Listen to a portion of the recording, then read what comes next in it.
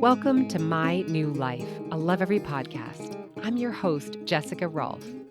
This mini-series helps us more deeply understand the importance of executive function skills, the principles around which we designed our 4-year-old play kits. Empathy can be a puzzling concept for a young child. They often need adults to model it for them. When reading stories or playing with the wooden peg people together, ask your child, how do you think that person is feeling right now? How can you tell? How would you feel in his place? Encourage your child to notice the cues in their environment and use them to draw conclusions. In this final episode in the Executive Function series, Senior Director of Programs at 0 to 3, Rebecca Parlakian, joins me to look at how empathy fits into the critical thinking skills coming online for your 4-year-old. Welcome back, Rebecca. Thanks so much for having me. Empathy is such a complex skill to develop. So why is it so hard? Well, I think because it takes a lot of skills, right? So first of all, to be empathetic, we have to understand our own emotional states. And a lot of young children are still working on that, like being able to say, I'm mad instead of just hitting or crying. So we have to recognize our own emotional states. So that's self awareness. Then we kind of have to have some flexible thinking, which means that we have the understanding that another person's experience of a situation may be different than ours. So, for example, I might get a pair of fancy cashmere socks for my birthday and be really excited and happy. But if a child opens a pair of socks for their birthday, they probably aren't going to be as excited. So, empathy is sort of this understanding that other people may experience different emotions in a situation than they do. And really taking the perspective of that other person. And then there's this willingness component, which is an aspect of maturity to really not just understand another person's emotion and that they may be affected by a situation differently than we are, but the willingness to accept that their emotional experience is relevant and valid and valuable. So, those are some really complicated processes going on in the brain. Yeah. And, you kind of referred to theory of mind or being able to understand that you are your own person and that other people have their own perspective too. Can you help me understand the stages of development of empathy? So I just want to preface it by saying that there's research that's ongoing. So we may know more over time about how empathy unfolds.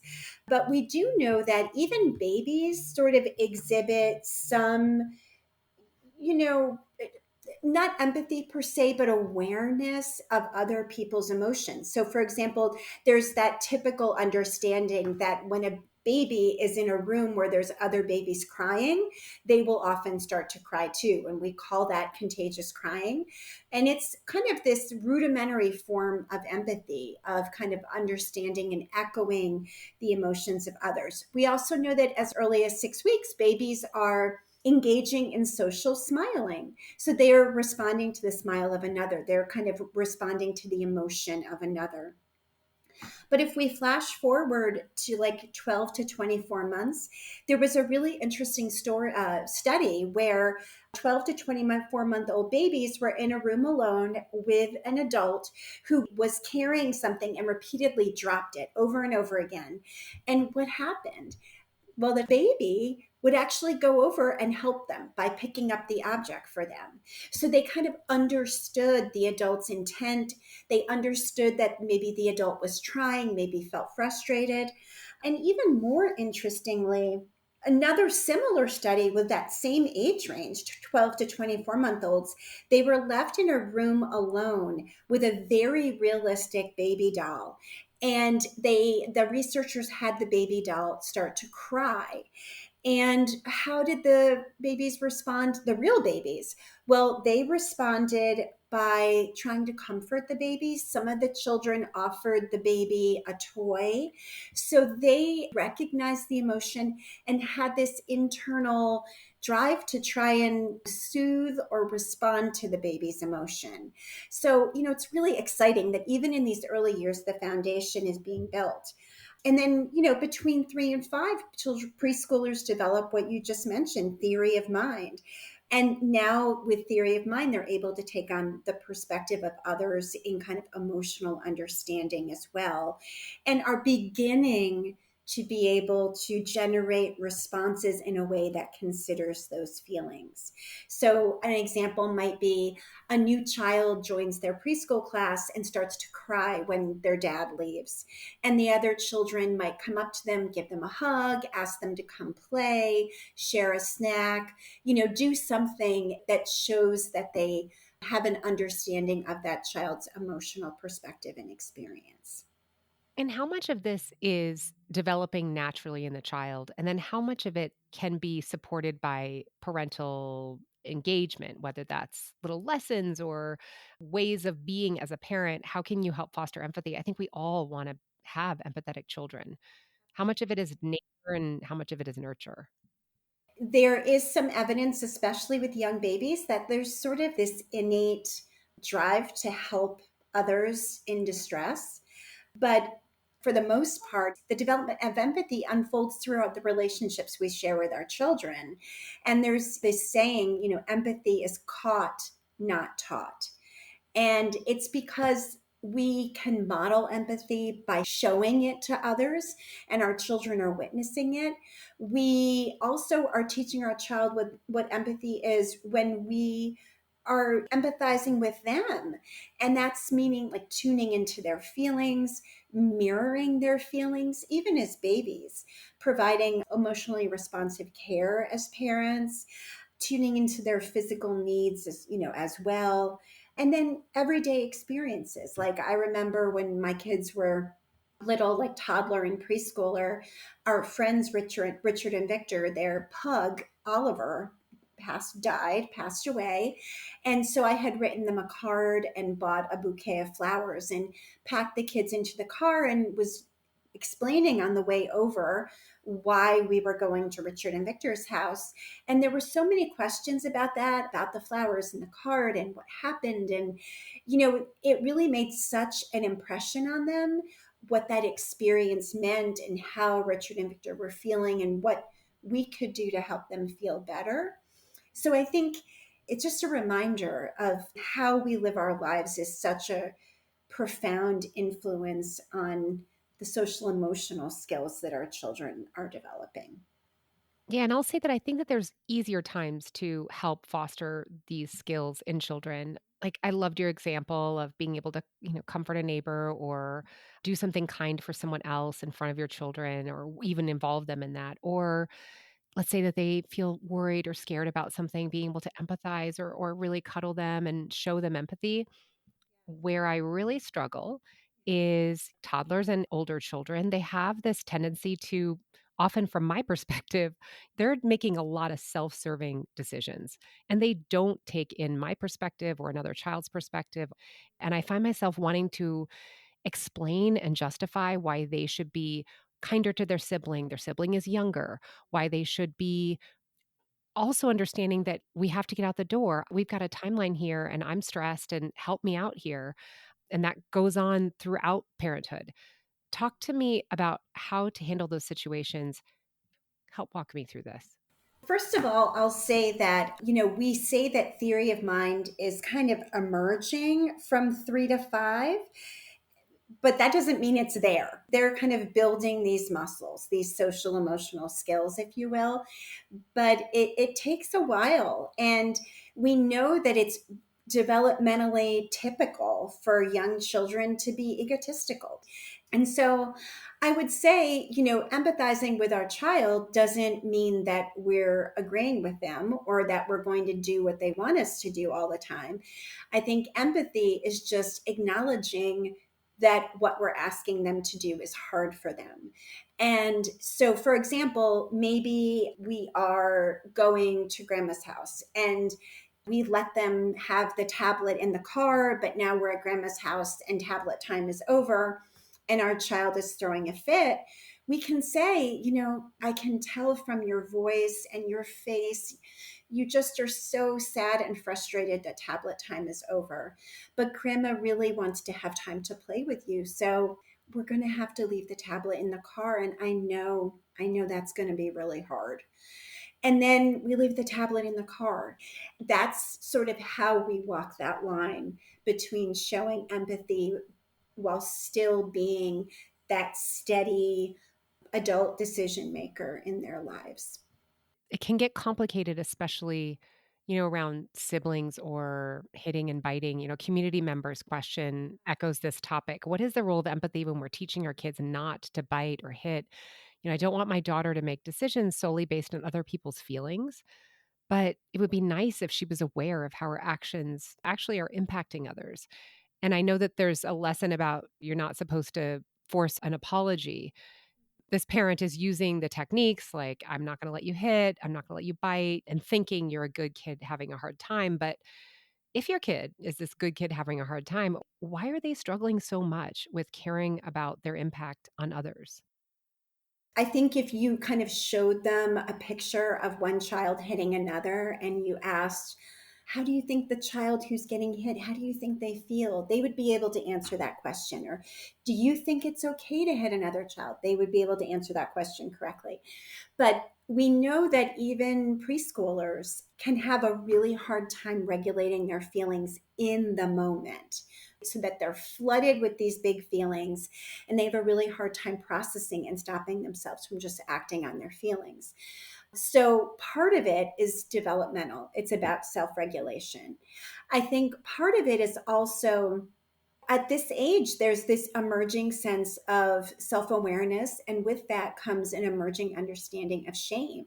So once you've actually done something that you know is not okay, that you're pretty confident your parent is not going to be happy with you about, or your teacher isn't going to be happy with you about, it's really hard because the child has to be really emotionally vulnerable to that sense of shame or embarrassment to take the other person's perspective, because all of a sudden the bigness of what they did really is felt.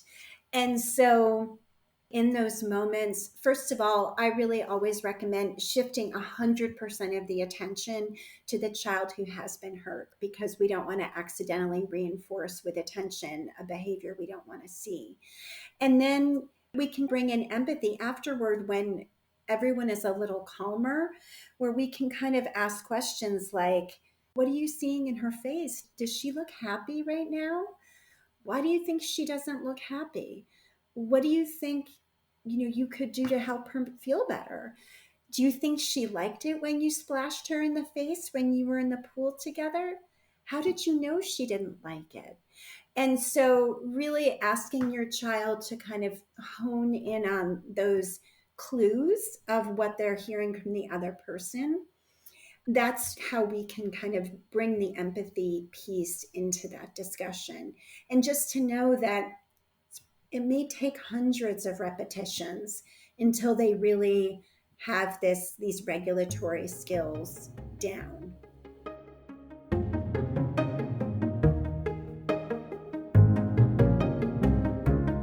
Calling all parents of 4-year-olds and future 4-year-olds. The 4-year-old play kits by Lovevery are really special because they focus on executive function skills like flexible and critical thinking, managing frustration, and planning ahead. We're all born with the capacity to build these executive function skills, but they don't just develop on their own. It takes practice. And what better way to practice than through play that your child will love?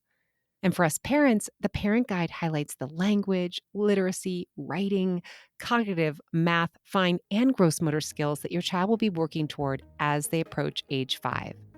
We can't wait to hear what you and your child think. Head to lovevery.com to shop the play kits for 4-year-olds.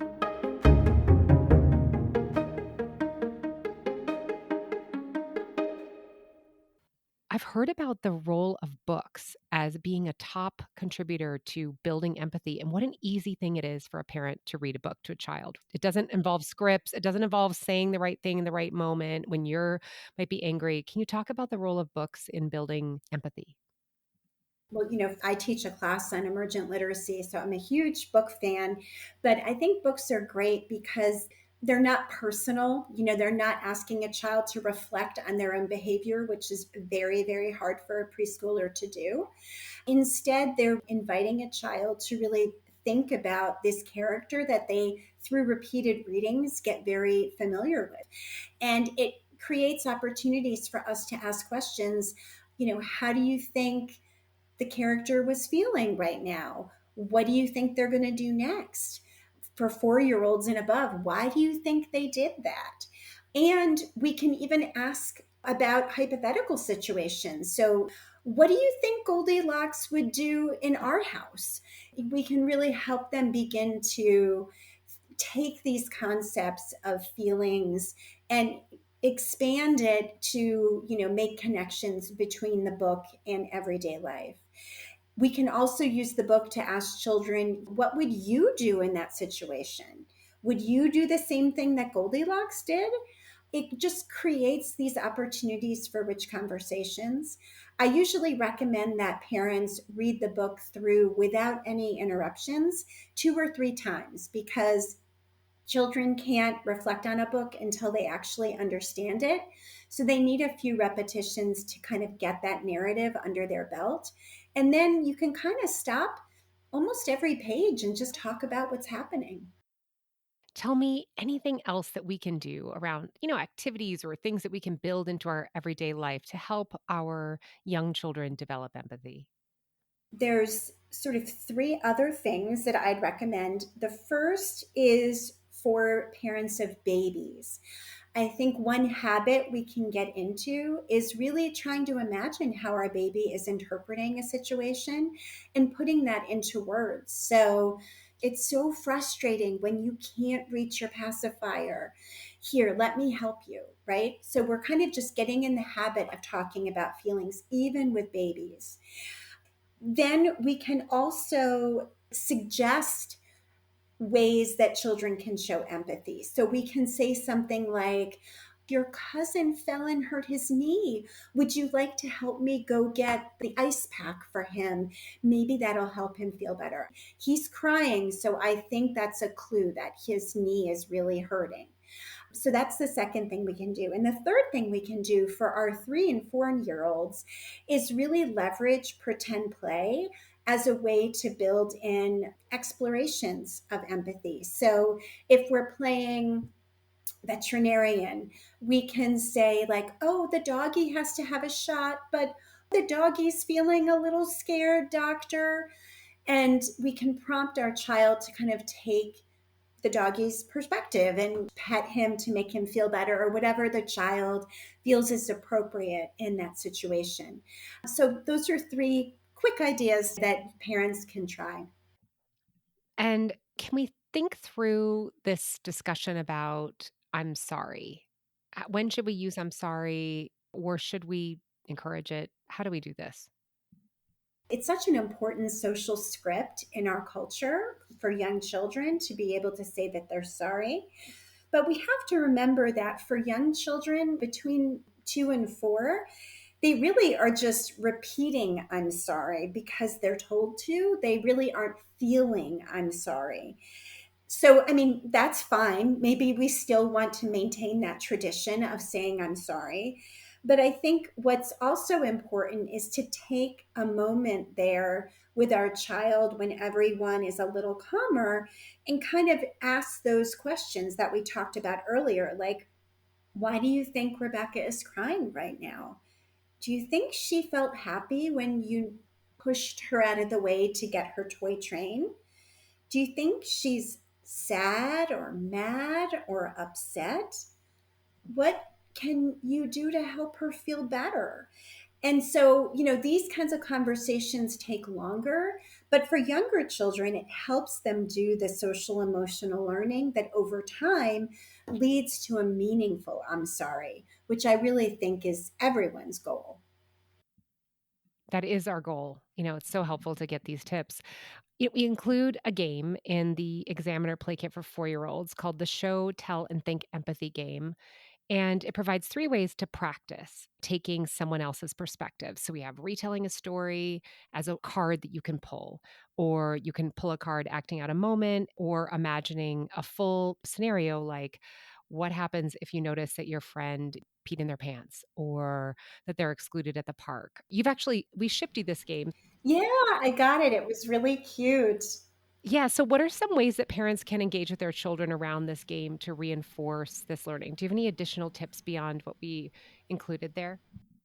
So, what I think is that parents can keep those cards as tools in their own toolbox for supporting empathy. Because, if we think about act it out, when we encounter a situation in our child's world, or even during a playtime, we can ask them how another person or an animal or how a doll is feeling in a particular scenario that we're acting out. We can use that as a way for them to better understand the world. So we can say, Daddy can't find his car keys. That's why he's running around the kitchen and is really cranky. That kind of helps them understand their world. And at this age, between 2 and 5, that is a child's entire job, is noticing the patterns in their world and decoding them and making sense of them. For the Imagine If cards, we can use that tool in our toolbox to help our child prepare for new situations.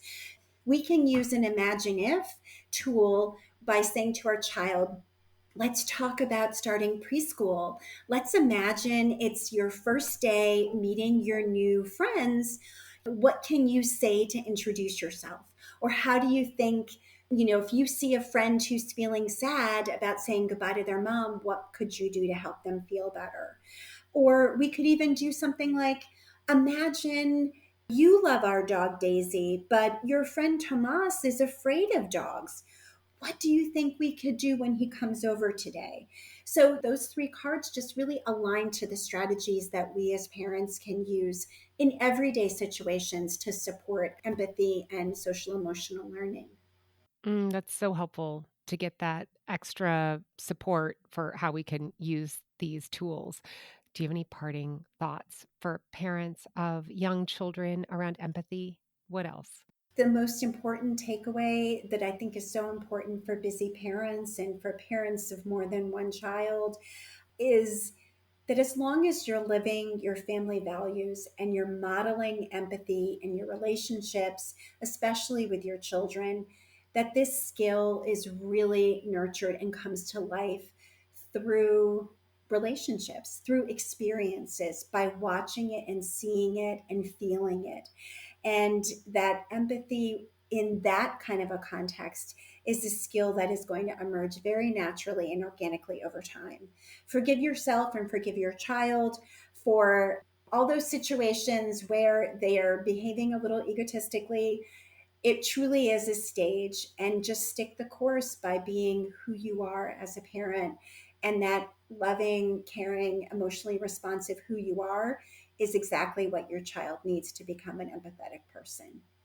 Yeah, and I think that it was so helpful to hear you connect shame to digging in and not taking someone else's perspective. I think there's a big, deep connection there. And so helping our children work through that shame and feel okay and seen in their feelings can really help too. Yeah, and really normalizing that sometimes everybody makes a decision that can be hurtful to a friend. And what's important is that we just make a different choice next time. Great. Begin again. Begin again. I live by those words. Well, it's been wonderful having you here with us, Rebecca. Thank you so much. Thanks for having me. Here are my takeaways. Takeaway number 1: empathy is caught, not taught. We are teaching our child what empathy is when we model it, but also when we empathize with them. Takeaway number 2: empathizing with our child doesn't mean that we're agreeing with them or doing exactly what they want us to do. Rather, it involves acknowledging that what we're asking them to do is hard for them. Takeaway number 3: in order for a child to recognize what they did was wrong, they have to accept some degree of shame. That's asking a lot of a 4-year-old. Rebecca recommends shifting 100% of the attention to the child who has been hurt and only later, in private, asking your child questions like, how did you know she didn't like it? Takeaway number 4. Rebecca has 3 suggestions for building empathy in the day-to-day with your child. Number 1, try to imagine how your baby is interpreting a situation and put that into words. For example, it's so frustrating when you can't reach that pacifier. Number 2, suggest ways that your child can show empathy. Something like, your cousin fell and hurt his knee. Would you like to help me get the ice pack for him? And number 3, explore empathy in pretend play. So if we're playing veterinarian, we can say, the doggy has to have a shot, but look, he's feeling a little scared. Finally, Rebecca suggests using the Imagine If cards in the Examiner Play Kit as a way to build empathy. For example, let's imagine you're at preschool. What if a friend is feeling sad about saying goodbye to their mom or dad? What could you do to help them? You've been listening to My New Life. If you think this episode might be helpful to a fellow parent, please share. If you'd like to learn more about the topics discussed on the show, head over to lovevery.com. That's lovevery.com. Be sure to sign up for our weekly child development emails. I'm Jessica Rolfe. Thanks for listening.